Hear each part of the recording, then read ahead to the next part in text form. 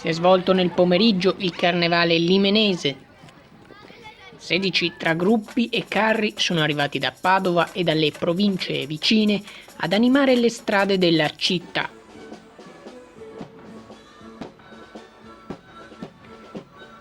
Due chilometri di puro divertimento che hanno coinvolto centinaia di figuranti. Unica nota negativa sulla manifestazione è stata quella di aver lasciato aperta la circolazione stradale durante la Kermesse, rischiando così per l'incolumità dei partecipanti.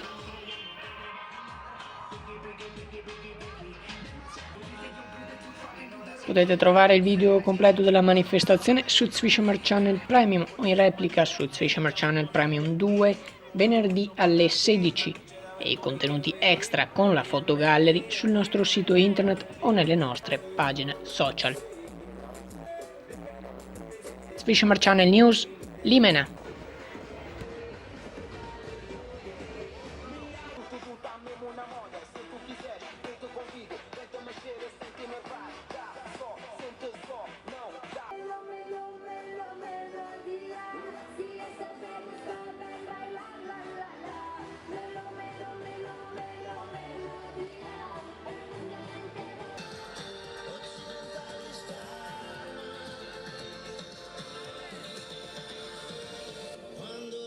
Si distrae, cadono.